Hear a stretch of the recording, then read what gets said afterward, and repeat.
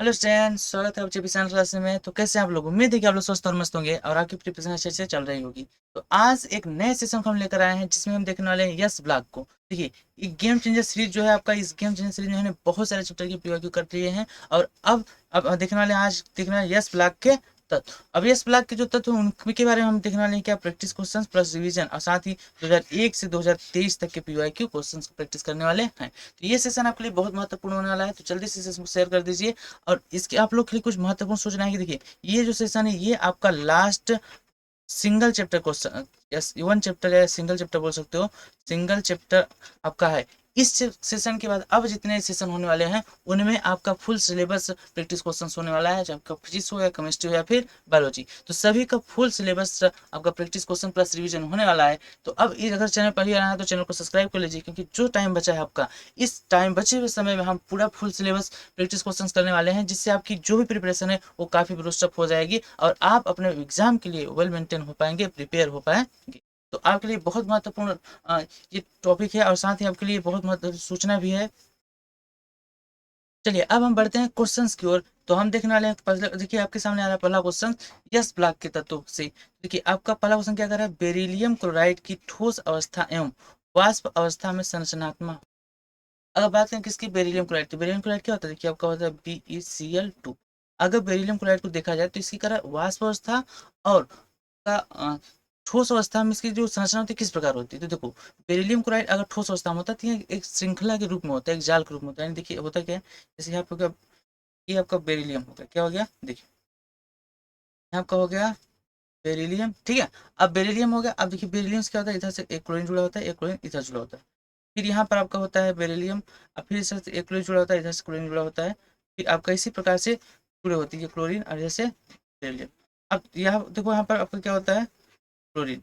अब इसके बाद होता है क्या, इसमें बीच बीच में क्या होता है, ये देखिए इसके साथ ये बनाता है ये बंद, फिर ये इससे बनाता है, फिर ये इसके साथ बनाता है, फिर इससे यानी इस प्रकार से एक क्रिस्टल जालक के रूप में होते हैं, यानी श्रृंखला के रूप में होते हैं। तो आपका अगर ये बात करें किसी अवस्था में, ये आपका होता है ठोस अवस्था में, किस अवस्था में, ठोस अवस्था में। वहीं अगर बात करें वाष्प अवस्था में, किस अवस्था में, वाष्प अवस्था में, तो वाष्प अवस्था में ये आपका द्विलकी के रूप में, यानी देखो होता है क्या है, यहाँ से आपका ये क्लोरीन जुड़ा होता है, इधर से आपका क्लोरीन जुड़ा होता है, फिर यहाँ से बेरिलियम क्लोरीन और यहाँ से फिर क्लोरीन, और ये इस तरीके से जुड़े होते हैं।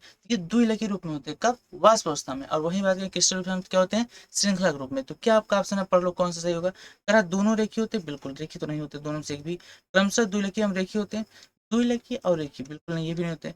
दोनों श्रृंखला के रूप में होते हैं, श्रृंखला में होता है लेकिन एक, दोनों नहीं होते। तो आपको क्या होगा, क्रमशः श्रृंखला एवं द्विलकी, बिल्कुल सही बात है कि आपका ठोस अवस्था में श्रृंखला और वाष्प अवस्था में।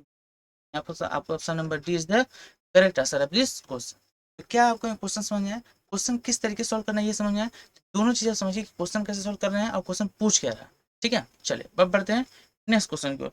अगर नेक्स्ट क्वेश्चन की बात करें तो वो पढ़ो ध्यान से, क्या कर रहा है, कह रहा है निम्न क्षारीय मृदा धातु, निम्न क्षारीय मृदा धातु हैलाइड में से कौन सा संयोजी एवं कार्बनिक विलायकों में घुलनशील है। यानी इसमें ऐसा कौन सा मृदा क्षार धातु है जो सहसंयोजक और आयनिक दोनों प्रकार के विलायकों में, कार्बन विलायकों में घुलनशील है। देखो strontium chloride, strontium chloride, magnesium chloride, beryllium chloride, और आपका एक है कैल्शियम क्लोराइड।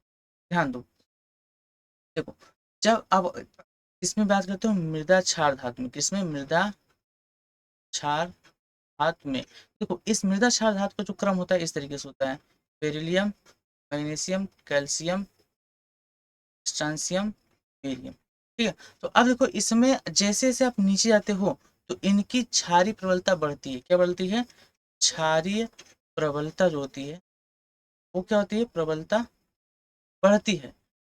और देखो जिसमें जो सबसे पहला आता है, आपका जो आता है यहाँ पे मृदा पर, कौन, देखो आपका जो पहला है बेरियम, इसमें क्या होता है, थोड़ा सा सहसंयोजक गुण होता है, सहसंयोजक गुण होता है, जिसके कारण यह सहसंयोजी यौगिक और कार्बनिक दोनों यौगिकों में क्या होता है, विलय होता है। तो इसका जो क्लोराइड होगा वो आपका सहसंयोजक और आपका कार्बनिक दोनों में क्या होगा, विलय होगा, क्योंकि ये देखिए सबसे ऊपर है और इसमें थोड़ा सा सहसंयोजक गुण पाया जाता है। बाकी सभी में क्षारीय गुण ही पाया जाता है, लेकिन इसमें थोड़ा सा क्या पाया जाता है, सहसंयोजक गुण पाया जाता है। इसलिए आपका कौन सा ऑप्शन सही होगा, बेरिलियम क्लोराइड, ऑप्शन नंबर सी।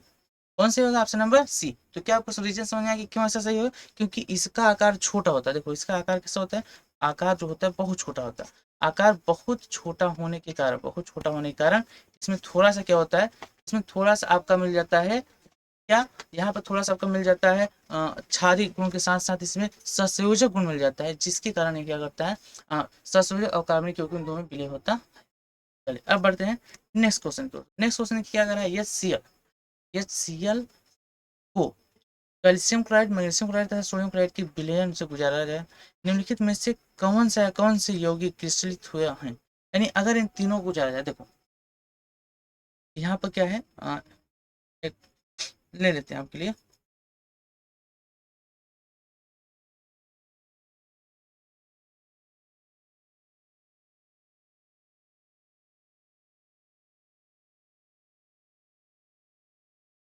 जी मैं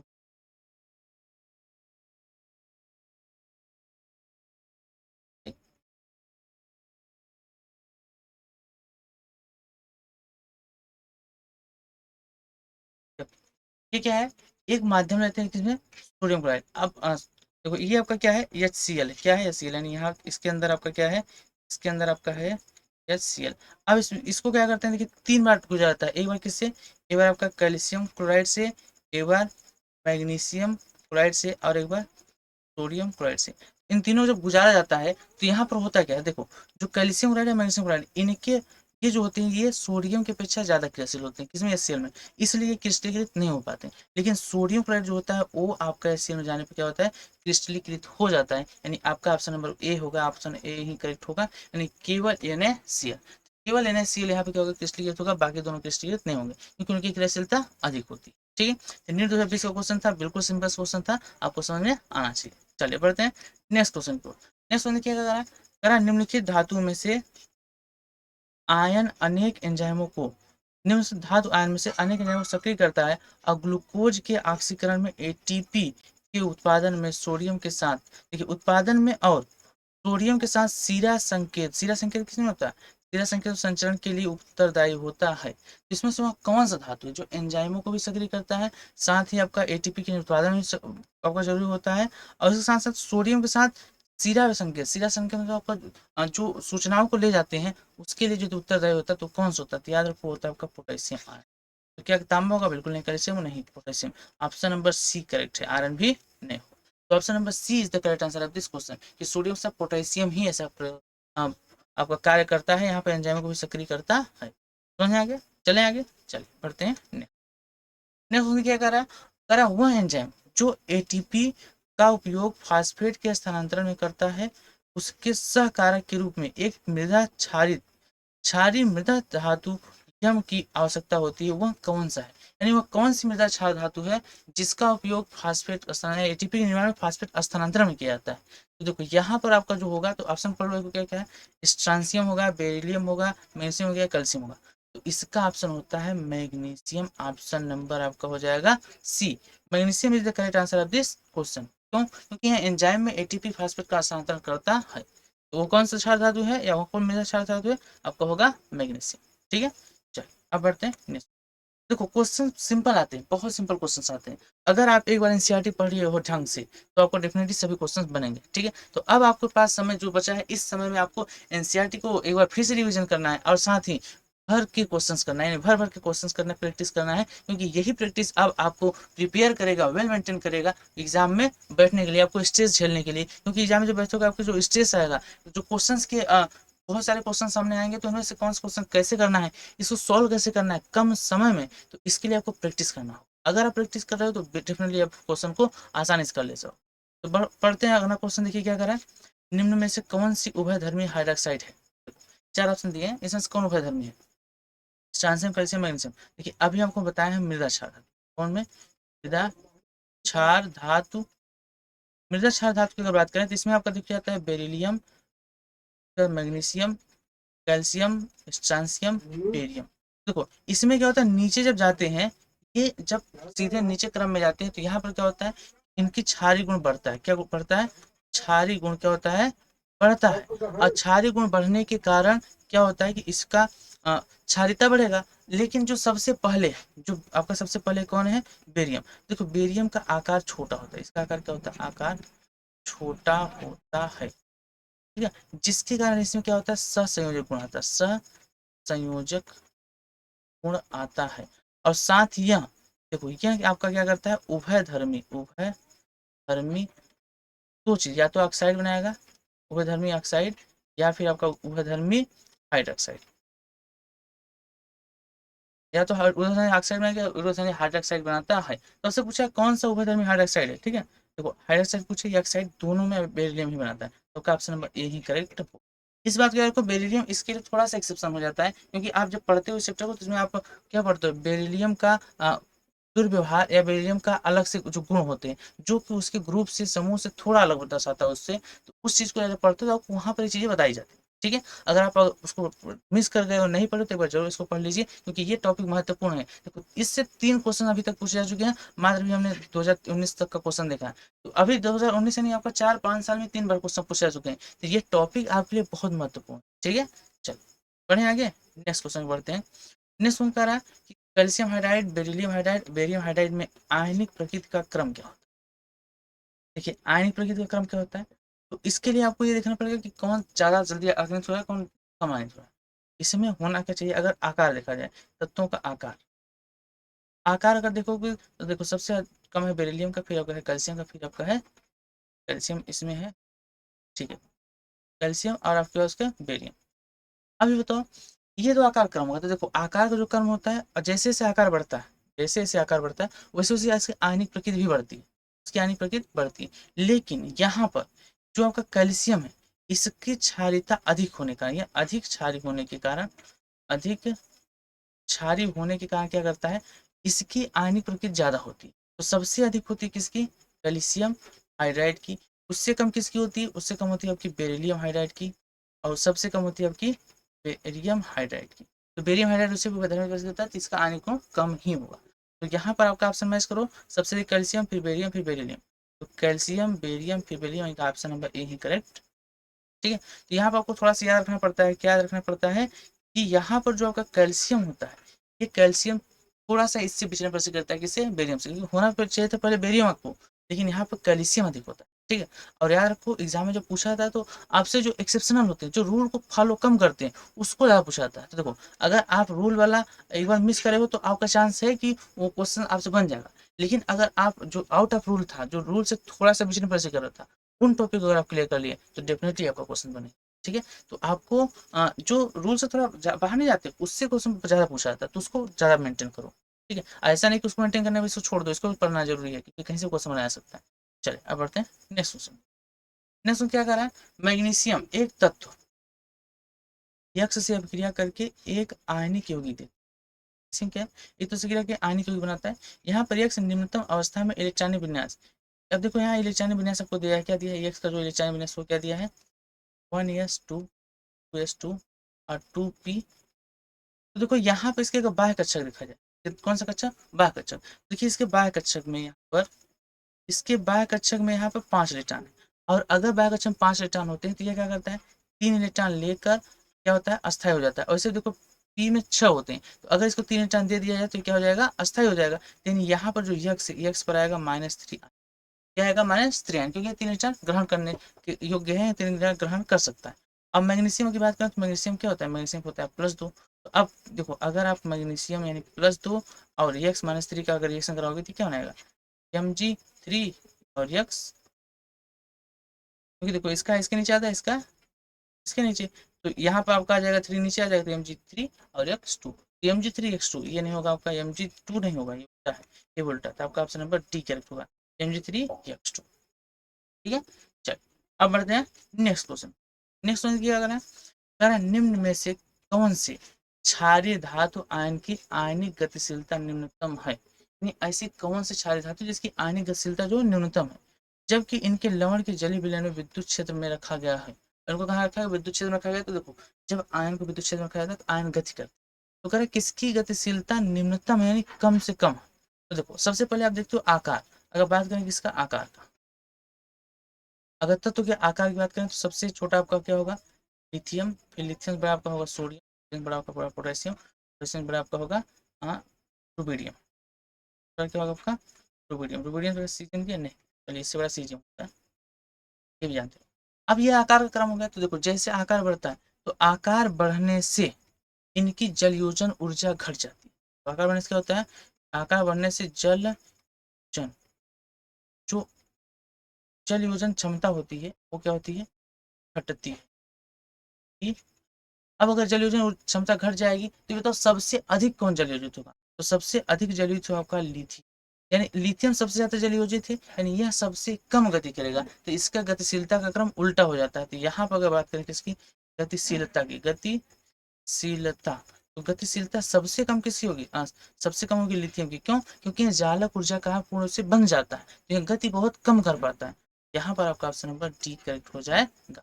गतिशीलता का क्रम देखो तो आपका होगा, सबसे कम होगा लिथियम का, देखो सबसे कम होगा लिथियम का, फिर आपका होगा सोडियम का, और फिर आपका होगा पोटेशियम का, फिर आपका होगा रुबिडियम का, फिर आपका, ठीक है। तो जैसे जैसे आकार बढ़ता है वैसे वैसे उनकी क्या होती है, गतिशीलता देखो बढ़ जाती है। रीजन क्या है, क्योंकि उनकी जालक ऊर्जा घट जाती है। तो जल योजन जब क्षमता घट जाती है तो क्या होता है, आसानी से गति कर सकते हैं, लेकिन जो सबसे छोटे होते हैं उनकी जो अधिक होने का क्या होता है, आसानी से गति नहीं कर पाते। चलिए अब बढ़ते हैं नेक्स्ट क्वेश्चन। नेक्स्ट क्या करा, बुझे चूने का पानी में निलंबन क्या कहलाता है।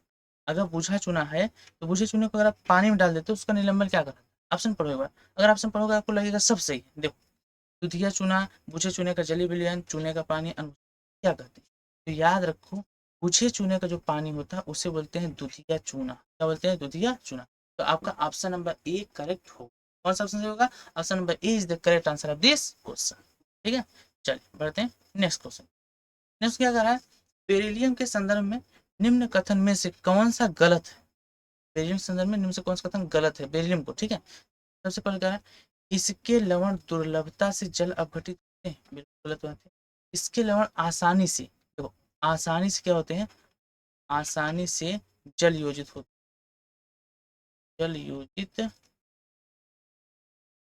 ये आपका हो जाएगा। अब दूसरा फिर देखो आपसे पूछा था कौन सा गलत है, तो आपका option number A he correct होगा, बाकी भी पढ़ लो एक बार। इसका हाइड्राइड इलेक्ट्रॉन न्यून बहुलक बनाता है, बिल्कुल सही बात है। इसके हाइड्राइड क्या होते हैं, इलेक्ट्रॉन न्यून बहुलक बनाते हैं। इसका नाइट्रिक अम्ल द्वारा निष्क्रिय बना दिया जाता है, हाँ ये नाइट्रिक अम्ल से निष्क्रिय हो जाता है। यहाँ BeC2 बनाता है, बिल्कुल सही बात है, आपका बेरिलियम कार्बाइड बनाता है। चलो नेक्स्ट क्वेश्चन देखते हैं। नेक्स्ट क्वेश्चन क्या कर रहा है, निम्नलिखित में से कौन सा कथन असत्य है। देखो यहाँ पर आपको ये बहुत, इस बात पर देखिए जोर क्यों डाल रहे हैं, इस बात पर जोर इसलिए डाल रहे हैं कि आपको यहाँ पर समझना पड़ेगा कि कौन सा कथन सत्य है और कौन सा कथन असत्य है। ठीक है, तो इस बात को आप समझो, जिससे होता है क्या कभी कभी कि तेजी में पढ़ते हैं उनको अधिकता नहीं, डायरेक्ट समझ आता सत्य है। अब उन्होंने पहला ऑप्शन पढ़ा, पहला ऑप्शन सत्य था, उन्होंने पहले को मार दिया। जबकि पूछा था असत्य, तो असत्य आपका दूसरा होगा, लेकिन आपने सत्य देकर मार दिया। तो ऑप्शन जब पढ़ो ध्यान पूर्वक पढ़ो, ठीक है। अरे हम कई बार आपको बताएं कि जब से क्वेश्चन पढ़ो तो ध्यान से पढ़ो। देखो कैल्शियम आयन हृदय गति को नियमित रखने, ये देखो कर दिया नहीं है। एक्चुअल में जो कैल्शियम आयन होता है हृदय गति को महत्वपूर्ण होता है, यानी वो नियमित करने के लिए महत्वपूर्ण होता है, तो ये आपका ऑप्शन गलत हो जाएगा। और से सत्य पूछा था आपका ऑप्शन ए, ठीक है। तो जो कैल्शियम होता है वो क्या करता है, हृदय गति को नियमित रखने में बहुत महत्वपूर्ण भूमिका निभाता है। अगला देखो क्या है, मैग्नीशियम आयन पौधे के हरित भागों में के लिए महत्वपूर्ण होते हैं, बिल्कुल। मैग्नीशियम का जो आपका हरित लौह होता है, हरित लौह में प्रत्येक हरित लौह के अणु में मैग्नीशियम का पाया जाना होता है, तो यहाँ मैग्नीशियम उसके लिए जरूरी है। फिर मैग्नीशियम आयन ATP के साथ संकुल बनाता है, बिल्कुल संकुल बनाता है। और ये क्या करता है, ATP के साथ संकुल बनाकर क्या बनाता है, उसको ATP से बनाता है, फास्फेट स्थानांतरण में क्या करता है, मदद करता है। लास्ट आपका कैल्शियम आयन रक्त को जमने में, बिल्कुल बात सही बात है कि रक्त को जमने में कैल्शियम आयन मदद करता है। चलिए नेक्स्ट क्वेश्चन देखते हैं। नेक्स्ट में क्या करा है, नाइट्रोजन की कैल्शियम कार्बाइड के साथ अपक्रिया से प्राप्त उत्पाद। तो यहाँ पर आपको बताना है कि उत्पाद जो है वो क्या होगा। अगर आप किसी, देखो यहाँ पर कैल्शियम कार्बाइड क्या है, कैल्शियम कार्बाइड CaC2 की क्रिया अगर आपका CN2, देखिए ये आपका क्या है, ये है आपका कैल्शियम, कैल्शियम कार्बाइड। अगर आप कैल्शियम कार्बाइड की सोडियम से कराते, सॉरी नाइट्रोजन से कराते हो, ये बनाता है, देखो ध्यान देना कि CaCN2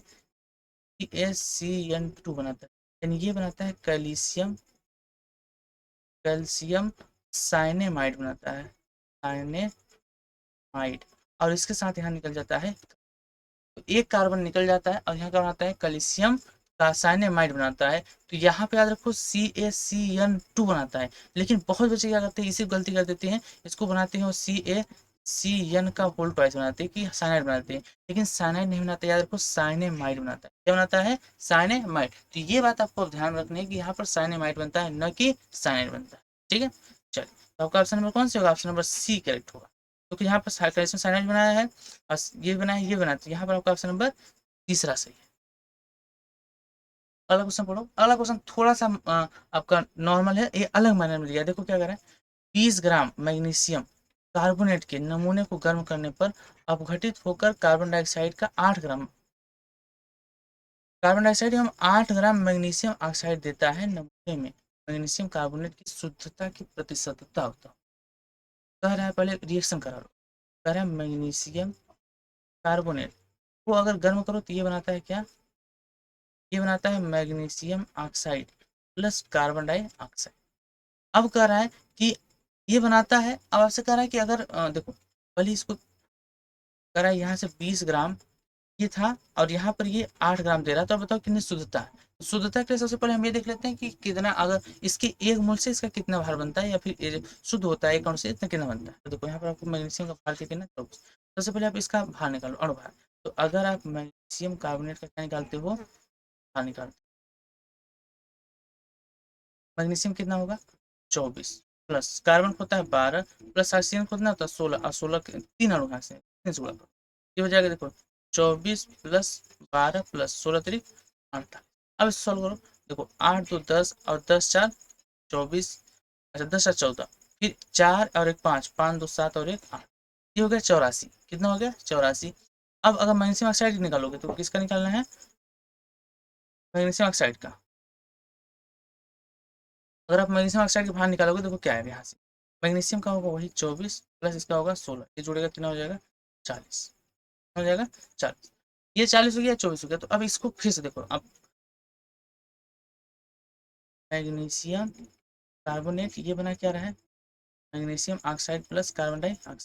देखो यहाँ पर क्या हो रहा है, जो मैग्नीशियम आपका था ये अगर 84 ग्राम है, ये बनाता है कितना है?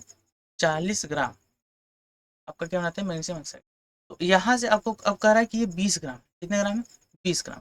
तो अगर ये 20 ग्राम है तो कितना बनाएगा? तो देखो अब यहाँ क्या लिखोगे, 20 ग्राम MgCO3 से प्राप्त। तो अगर इसको निकालोगे तो क्या होगा? अगर 20 ग्राम से निकालोगे तो क्या होगा? ये आपका होगा, टोटल कितना होता है? ये आपका होता है 84। आप देखो, और 84 कितना मिलता है? 40 मिलता है। ठीक है, तो यहाँ से आप इसको निकालोगे, यहाँ से अगर निकालोगे तो ये होगा क्या? आपकी बन कितना रहा? 40 ग्राम है कितना? 84। अब ये कितना ग्राम से होना? 20। तो ये आप इससे अगर पूरा कर दो तो हल हो जाएगा। तो देखो इसको सॉल्व करोगे क्या होगा? इसको अगर सॉल्व करोगे तो आपका इतना ऊपर कितना आएगा? देखो 4 दूनी 8, ठीक है, डबल जीरो हो जाएगा, यहाँ पर आपका है 84। अगर इससे भाग दोगे इसमें तो कितनी बार जाएगा? देखो ये आपका जाएगा 9 10 में, क्योंकि देखो आइए आपका 84 84 हमें आपका कितना होगा? देखो 84 84 में 840 होगा, और सिर्फ 800 तो 9 बार जाएगा। ठीक है, अब इसका लगभग 940 में देखोगे तो 9.23 बार जाएगा। ठीक है, इतना ये इतना ग्राम प्राप्त होगा। यानी अगर 20 ग्राम है तो 20 ग्राम से इसको प्राप्त कितना होना चाहिए? 9.23 ग्राम, इतना प्राप्त होना चाहिए। अब बताओ ये प्राप्त कितना हो रहा है, मिल कितना रहा है? ये मिल रहा है मात्र आपका 8 ग्राम। कितना मिल रहा है? 8 ग्राम। यानी यहाँ पर अगर आप निकालो क्या, MgCO3 की शुद्धता की प्रतिशतता, अगर प्रतिशतता निकालोगे तो देखो क्या आएगा, यहाँ से आपका आएगा 9.2/8 इंटू, ये तो उल्टा उल्टा लिखा जाता है। ठीक है, आपको क्या लिखना होगा, यहाँ जब लिखोगे 8/9.2 इंटू ये। अब इसको अगर भाग दोगे, देखो इसमें अगर इसमें भाग दोगे तो ये आपका आएगा कितनी हो जाएगा? 800/902। अगर इससे भाग दोगे तो ये लगभग आएगा, देखो 9 72। ठीक है, अब उसके बाद 72 यहाँ साथ जुड़ेगा तो आपका लगभग ये आपका आएगा 72 घटेगा तो 80 आएगा, यानी 808। तो आपका लगभग ये आएगा 85%। कितना आएगा? 85%। अगर इसको भाग दोगे तो लगभग 84 85% आएगा। ठीक है, तो ये आपका ऑप्शन होगा। तो आपसे पूछा था कितने प्रतिशत आएगा, तो आप मिलाओ इसमें, 75 नहीं, 96 नहीं, 60 नहीं, 84, यानी लगभग आपका 84 होगा, 85 या 84। तो ये आपका आएगा 84%। ये आपसे पूछा था कितने प्रतिशत शुद्धता सही है, इसकी शुद्धता कितना है 84%। ठीक है, आगे बढ़े, चलिए बढ़ते हैं नेक्स्ट क्वेश्चन। नेक्स्ट क्वेश्चन क्या कह रहा है, कह रहा है निम्न में से किसको गर्म करने पर कार्बन डाइऑक्साइड सर्वाधिक आसानी से उत्सर्जित होगा। तो देखो यहाँ पर अगर बात करें तो आपको दिया है, एक दिया है, ये दोनों आपके हैं क्षार धातु, ये दोनों क्या हैं, ये दोनों आपके हैं क्षार धातु, और जबकि यहाँ पर ये दोनों क्या है, ये दोनों आपके हैं मृदा क्षार धातु, मृदा क्षार धातु, ये दोनों आपके हैं मृदा क्षार धातु। तो अब आपको बताना है इसमें से कौन सा है। देखो क्षार धातु से आसानी से तो मृदा क्षार धातु ही देगा, क्योंकि ये अधिक क्षारीय है, इनकी प्रबलता अधिक होती है। अब इन दोनों में कौन देगा, देखो इन दोनों में जैसे जैसे आप नीचे बढ़ते हो, याद रखो कि आकार बढ़ने से, क्या आकार बढ़ने पर जो आपके मृदा क्षार धातु है, मृदा क्षार धातु की कार्बोनेटों की, कार्बोनेटों की स्थायित्व, कार्बोनेटों का स्थायित्व स्थायित्व बढ़ जाता है। अब आप बताओ, अगर आप मृदा क्षार धातु में आकार बढ़ रहा है तो उसका स्थायित्व बढ़ जाता है। ये तो कैल्शियम का आकार अधिक है या कार्बोनेट का, कैल्शियम का या फिर मैग्नीशियम का। तो आप याद रखो कि मैग्नीशियम से अधिक आकार होता है किसका, कैल्शियम का। यानी यहाँ पर ये अधिक अस्थायी होगा और ये कम अस्थायी होगा। तो कौन आसानी से कार्बन डाइऑक्साइड उत्सर्जित करेगा, तो आसानी से आपका कार्बन डाइऑक्साइड करेगा मैग्नीशियम कार्बोनेट। तो question number C is the correct answer of this. ठीक है, समझ में आ गया। तो रीजन आपको पता होना चाहिए, अगर आपको रीजन पता है तो कितने क्वेश्चन आप कर लो जाओगे, लेकिन आपको रीजन नहीं पता तो पहले क्वेश्चन अटक जाओ। ठीक है, चलिए बढ़ते हैं नेक्स्ट क्वेश्चन पर। अगर वीडियो अच्छा लग रहा होगा, आपको क्वेश्चन समझ में आ रहे हैं, तो वीडियो जल्दी से लाइक कर दीजिए और कमेंट में जो लिखिए कि सब कुछ मक्खन हो गया है। ठीक है, चलिए अब बढ़ते हैं नेक्स्ट क्वेश्चन को। नेक्स्ट क्या करा है, एल्कली धातुओं के ऑक्साइडों में किस धातु के ऑक्साइड को हवा में तृप्त करने पर सामान्य ऑक्साइड M2O प्राप्त होता है। M2O प्राप्त होता है, तो अब ये बताओ इसमें से कौन सा ऐसा है। तो बनाते सब हैं लेकिन आसानी से कौन देता है, तो इसमें देखो आपको जो लिथियम, ये केवल आपका बनता है Li2O, ये बनाता है केवल बनाता है LiO। और अगर आपकी बात करें सोडियम की, तो देखो सोडियम आपका Na2 भी बनाता है और Na2O यानी परऑक्साइड भी बनाता है। अगर बात करें पोटेशियम की, तो देखो पोटेशियम के ऊपर जैसे रुबिडियम आपका हो गया, ठीक है, सीजियम हो गया, तो ये सभी क्या करते हैं, ये सभी आपके सुपर ऑक्साइड बनाते हैं। यानी ये बनाता है देखो KO, ये आपका क्या बनता है सुपर ऑक्साइड। ऐसे RbO2 SO2, ये आपके सुपर ऑक्साइड भी बनाते हैं, सुपर ऑक्साइड भी बनाते हैं। और सोडियम क्या बनाता है, ये आपका बनाता है परऑक्साइड, और ये आपका क्या बनता है ऑक्साइड। तो आपसे पूछा कौन सा ऑक्साइड बनाएगा, यानी M2O प्रकार बनाएगा, तो M2O प्रकार कौन बनाएगा, आपका लिथियम। ठीक है, तो आपका ऑप्शन नंबर बी करेक्ट होगा, लिथियम यहाँ पर सही होगा। चले आगे बढ़ते हैं नेक्स्ट क्वेश्चन को। नेक्स्ट क्वेश्चन ध्यान से पढ़ो क्या कर रहा है, कर रहा है आयन एक्सचेंज रेजिन पर जल योजित एल्कील धातुओं में आयनों के अधिशोषण की सरलता का क्रम निम्न में से कौन सा होगा। तो यहाँ पर आपको बताना है कि इसमें कौन सा सही होगा। ठीक है, तो देखो आयन एक्सचेंज रेजिन में जो जलयोजन के एल्कील धातुओं के आयन की अधिशोषण की सरलता का निम्न क्रम है, तो इसमें क्रम क्या होगा वो आपको बताना है।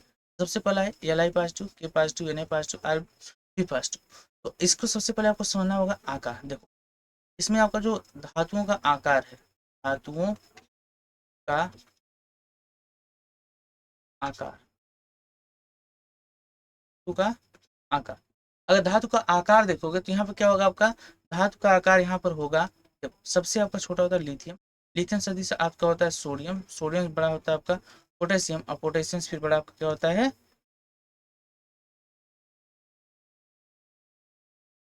ठीक है।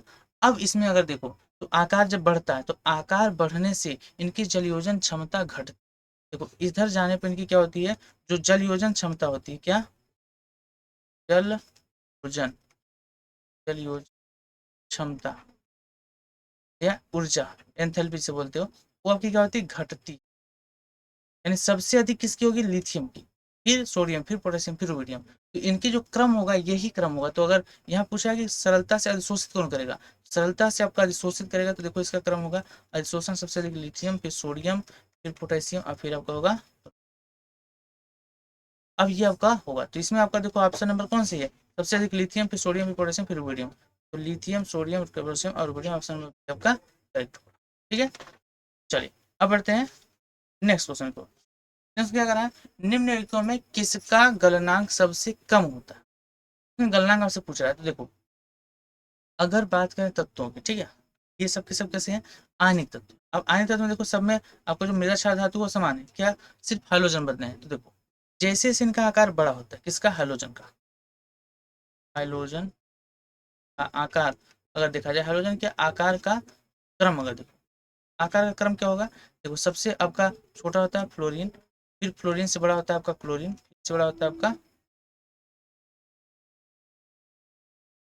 क्लोरीन, से फिर आपका बड़ा होता है ब्रोमीन, और ब्रोमीन से फिर बड़ा होता है आयोडीन। तो जैसे जैसे आकार बढ़ता है, देखो आकार के बढ़ने से इनके जो आयनन ऊर्जा होती है बढ़ती, मतलब इनके जो आयनन या गलनांक पूछ रहा है, ठीक है। देखो एक्चुअल में जब जैसे जैसे आकार बढ़ता है उसके इनकी बंध, यानी कैल्शियम और हाइड्रोजन जो यहाँ पर ये बंध है, ठीक है, ये बंध की जो ऊर्जा होती है, ऊर्जा वो घटती है। क्या होती है, घटती है। जैसे जैसे आकार बढ़ता है इनके बंध की ऊर्जा या बंध क्षमता होती है, ऊर्जा वो घटती है। अब बताओ अगर घटेगा तो क्या होगा, आसानी से गल जाएगा। जिसका गलनांक सबसे कम किसका होगा, तो सबसे कम उसका होगा जिसका आकार बड़ा होगा, यानी आयोडीन का। तो आपका ऑप्शन नंबर कौन सी होगा, ऑप्शन नंबर सी करेक्ट होगा, कैल्शियम आयोडाइड। कैल्शियम आयोडाइड का गलनांक सबसे कम होगा। अगर वही पूछ लेता है कि सबसे अधिक गलनांक किसका होगा, तो सबसे अधिक गलनांक आपका होता है इसका, यानी अधिक इसका होगा, इसका कैल्शियम क्लोराइड। ये बात आप ध्यान रखें। चलिए पढ़ते हैं नेक्स्ट क्वेश्चन को। नेक्स्ट क्वेश्चन क्या कर रहा है, विरंजन क्रिया के लिए विरंजक चूर्ण में जो सक्रिय अंश के रूप में वर्तमान होता है वह निम्नलिखित में से क्या होता है।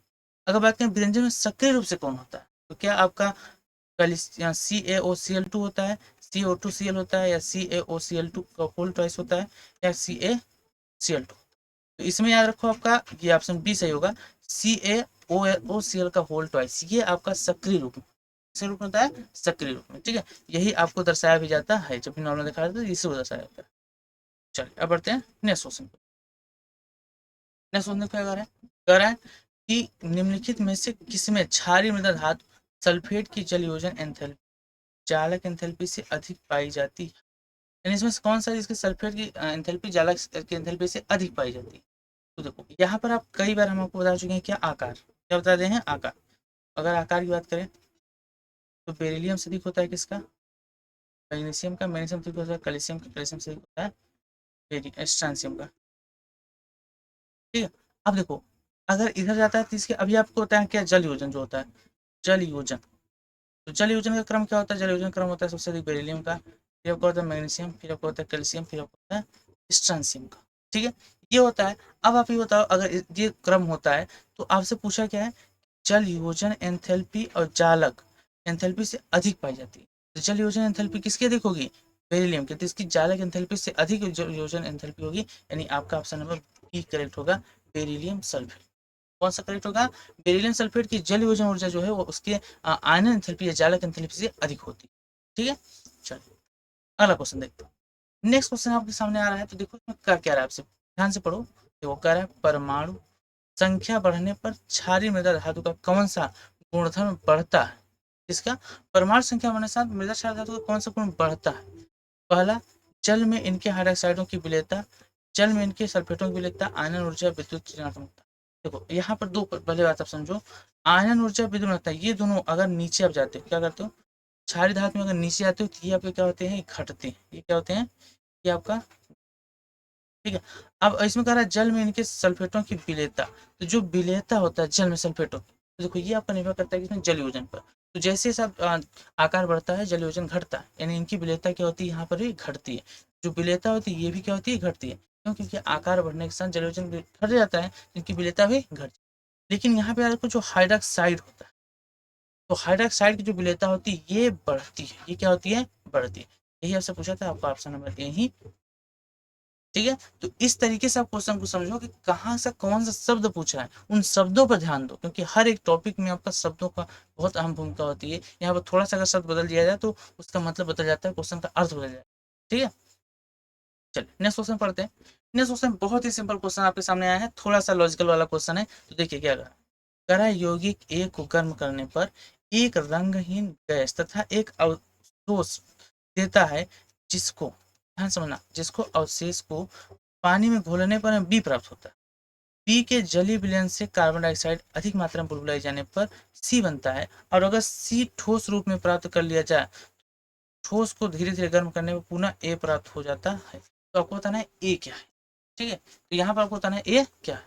देखो सबसे पहले आपको पास ए है, ए पूछा है इसमें से कौन होगा। देखो इसमें से आपका जो कैल्शियम कार्बोनेट है यही होगा। अब देखो कैसे होगा, ध्यान समझो कि आप एक बार समझ लो, फिर आपको समझ में आ जाएगा। कैल्शियम कार्बोनेट, अब इसको अगर गर्म करने पर एक रंगहीन गैस, देखिए अगर कैल्शियम कार्बोनेट को आप गर्म करते हो तो ये बनाता है कैल्शियम ऑक्साइड प्लस CO2।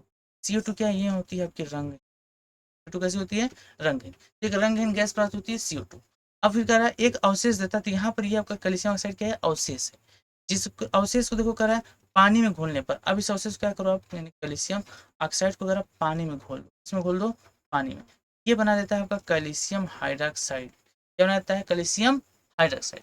अब देखो आपका क्या हो रहा है, यानी ये आपका था ए, ये आपका बना अवशेष, क्या बना, अवशेष, ये आपका बना है अवशेष, ठीक है।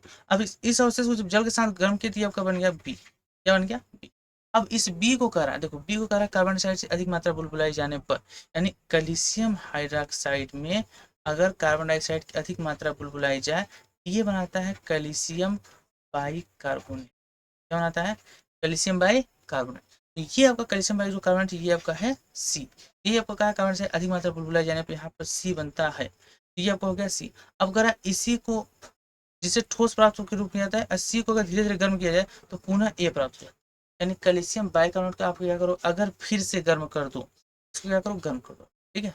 अगर आप गर्म कर दोगे तो क्या होता है, देखो बाइकार्बोनेट टूट जाता है, किसमें टूट जाता है, ये टूट जाता है कैल्शियम कार्बोनेट प्लस जल प्लस कार्बन डाइऑक्साइड। तो यहाँ पर आपका जो बना, देखो यहाँ से आपका फिर से क्या बन गया, कैल्शियम कार्बोनेट। तो अपने कैल्शियम कार्बोनेट ए को दिया था, तो क्या ए फिर से बना कि नहीं, तो ए से स्टार्ट किए थे, ए पर फिर पहुंच गए, वही आपसे कहा था इसमें कौन सा वह यौगिक है जो इस पूरे साइकिल में फिर से ये बना देता है। तो आपका वो होता है कैल्शियम कार्बोनेट। ऑप्शन नंबर आपका डी करेक्ट होगा। ये मेंस का क्वेश्चन है, ठीक है।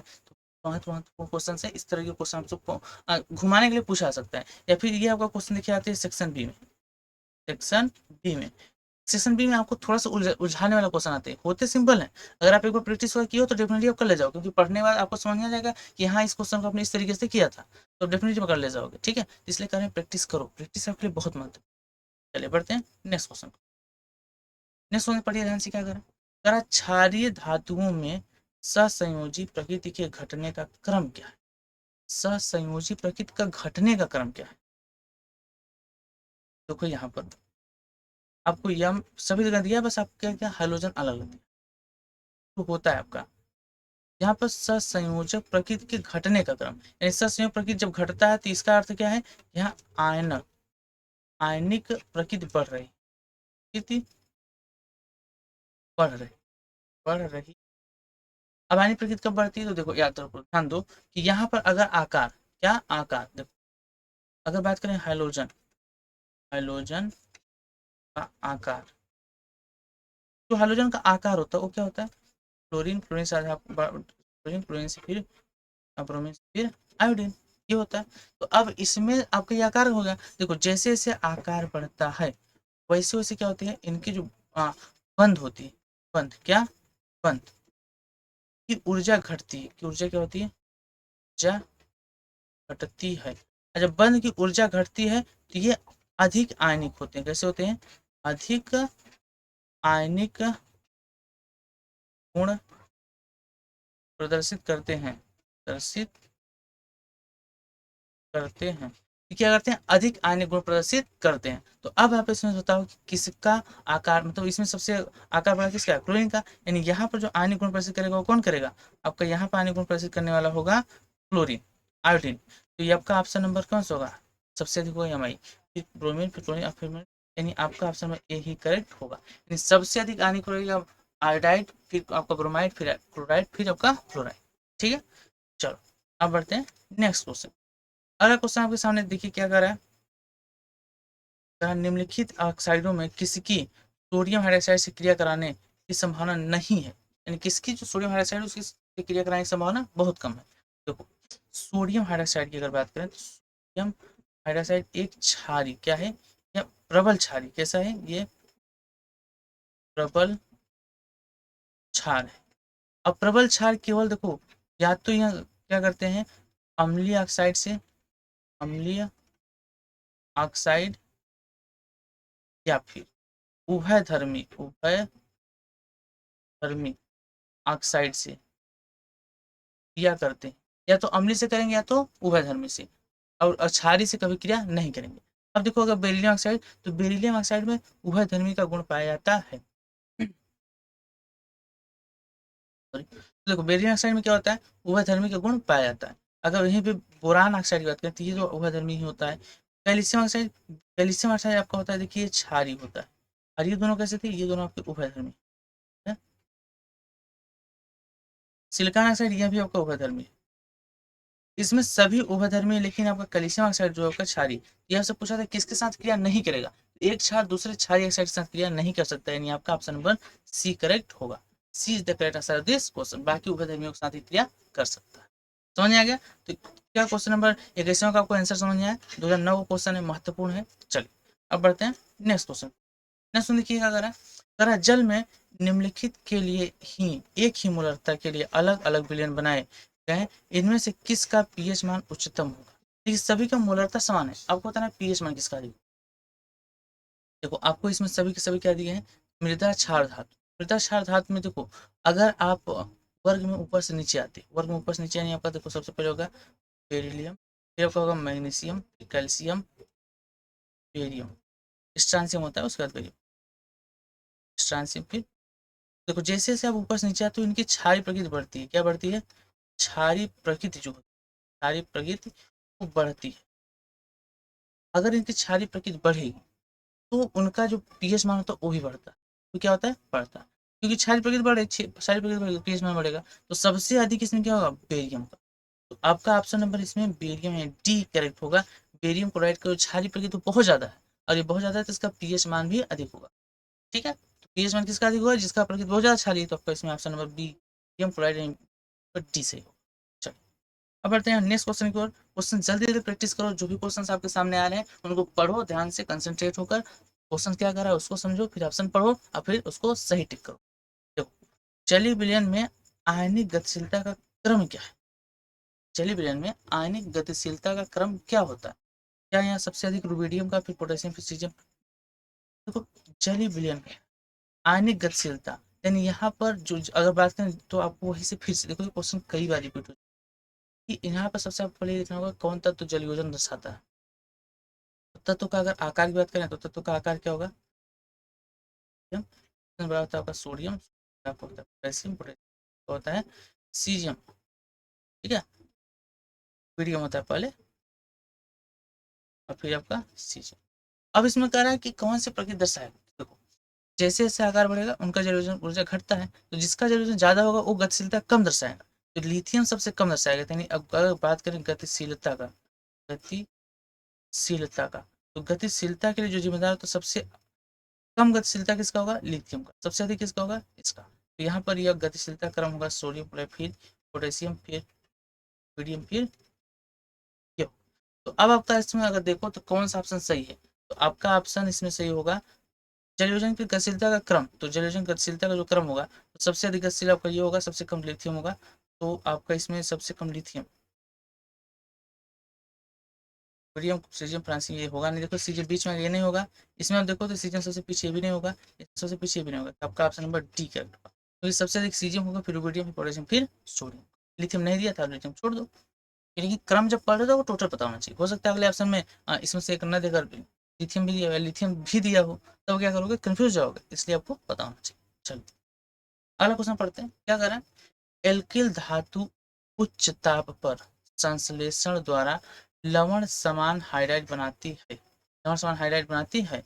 इन हाइड्राइडों की तापीय स्थायित्व निम्नलिखित में से किस क्रम में घटती है। तो तापीय स्थायित्व किस क्रम में घटता है। तो देखो यहाँ पर NH, देखो सिंपल सी बात है, अगर आकार बढ़ता है, क्या बढ़ता है, आकार बढ़ता है। ठीक है, तो जो बंध लंबाई होती है, बंध लंबाई वो भी बढ़ती है, लंबाई क्या होती है, बढ़ती है। और अगर बंध लंबाई बढ़ती है तो इसमें क्या होता है, बंध लंबाई बढ़ने से याद रखो कि क्या होता है, इसका जो ऊर्जा होता है, ऊर्जा, वो क्या होता है, घट, अगर ऊर्जा घटता है तो ये क्या होते हैं, अधिक आयनिक होते हैं, अधिक आयनिक होते हैं, आयनिक। सबसे पूछा था कि इसमें से कौन सा अधिक आयनिक हो, अच्छा आयनिक नहीं पूछा है, देखो आपको पूछा है कि हाइड्रोजन की तापीय स्थायित्व का निम्नलिखित में से क्रम। ये बताओ अगर बंद ऊर्जा घटेगी, यानी इनके पकड़ने जो बंद ऊर्जा वो घटेगी, इसका अस्थायित्व क्या होगा, अस्थायित्व भी घटेगा। ऊर्जा घटने से क्या होता है, अस्थायित्व भी घटता है। ऊर्जा घटने से क्या होता है, अस्थायित्व भी घटता है, यानी अस्थायित्व भी क्या होता है, घटता है। सबसे अगर इनका अस्थायित्व का क्रम देखो तो सबसे पहले ये देखो आकार, तो आकार अगर देखोगे तो आकार वही आपको होगा क्या, फिर सोडियम, फिर पोटेशियम, फिर सीजियम। अब इसका अगर आकार ये है तो इनका जो जैसे जैसे आकार बढ़ता है वैसे वैसे आने, तो देखो अस्थायित्व क्या होता है, घटता है। सबसे पूछा था कि किस क्रम में घटती है, तो घटेगी कैसे, देखो सबसे अधिक आपका अस्थायित्व होगा सोडियम का, फिर होगा आपका सोडियम, फिर पोटेशियम, फिर रुबीडियम, फिर सीजियम। इस क्रम में घटेगा। क्या इस क्रम में कोई है, लिथियम, सोडियम, पोटेशियम, रुबीडियम। आपका ऑप्शन नंबर बी करेक्ट। कौन सा, option B is the correct answer of this question. अब क्वेश्चन समझ आ गया, चले अब बढ़ते हैं नेक्स्ट क्वेश्चन। नेक्स्ट क्वेश्चन क्या कर रहा है, निम्न में किसमें जल योजन ऊर्जा चालक ऊर्जा से अधिक होती है, जल ऊर्जा चालक ऊर्जा अधिक होती है, जिसका आकार छोटा होगा उसकी चालक ऊर्जा, देखो जल ऊर्जा चालक ऊर्जा से अधिक होती है जिसका आकार छोटा होगा। इन सभी में अगर देखो तो आपका कौन सा छोटा है, मैग्नीशियम। ये क्वेश्चन आपको हम कई बार बता चुके हैं, पीछे बता चुके हैं, तो आपका मैग्नीशियम सल्फेट यहाँ पर होगा जिसकी जल ऊर्जा ऊर्जा उसकी चालक ऊर्जा से अधिक। चलिए नेक्स्ट हम देख लेते हैं, जलीय विलयन में एल्किल धातुओं के आयनों की गतिशीलता का सही क्रम क्या हो। अब फिर से वही आ गया, एल्किल के आयनों की गतिशीलता। अच्छा ये बताइए क्वेश्चन कितने का पूछा था, ये क्वेश्चन हम जब मतलब जब से आप क्वेश्चन प्रैक्टिस कर रहे हो यहाँ पर इस सेशन में, इस सेशन में आपका कम से कम 3 या 4 बार पूछा जा चुका है। यही जल योजना ऊर्जा, जल योजना ऊर्जा, जल योजना ऊर्जा। तो ये आपके लिए बहुत महत्वपूर्ण है, जाकर पढ़ लीजिए। इसका ऑप्शन देखिए, जैसे जैसे आकार बढ़ता है वैसे वैसे उसकी जल ऊर्जा क्या होती है, घट जाती है और उसकी गतिशीलता बढ़ जाती है। यहाँ पर गतिशीलता पूछता है, तो गतिशीलता क्या होगी, जिसके आकार छोटा है उसका गतिशीलता कम होगा, जिसका बड़ा है उसका ज्यादा होगा। यहाँ पर जो गतिशीलता होगा आपका ऑप्शन टी। कैसे, देखो देख लो। अगर बात करें आकार की, आकार में क्या होगा, लिथियम से अधिक होगा आपका सोडियम, सोडियम से अधिक पोटेशियम, पोटेशियम से अधिक लुबियम, लिथियम।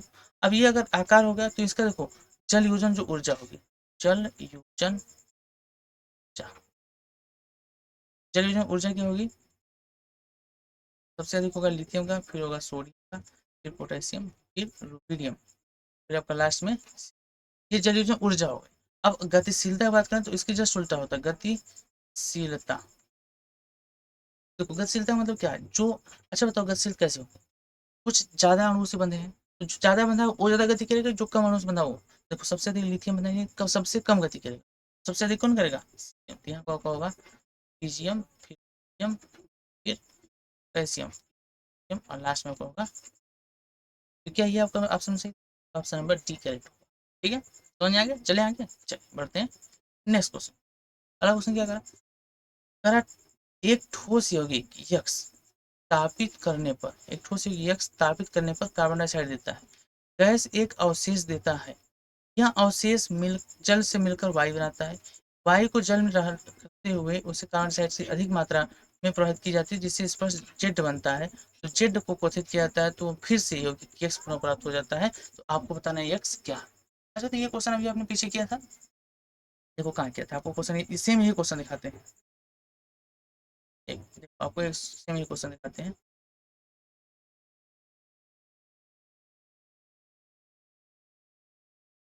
देखो यही क्वेश्चन यहाँ पर है कि नहीं, देखो 19 वाला और क्वेश्चन 19 वाला और फिर आपका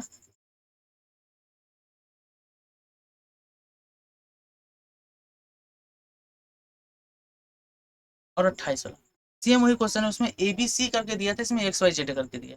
देखो एक्स को ताबित करके कार्बन डाइऑक्साइड दे रहा है, अब इसमें ऑप्शन आपका ये होगा कि इस रिएक्शन को आप खुद से कर सकते हो, क्योंकि इस क्वेश्चन को आपने पहले बता दिया।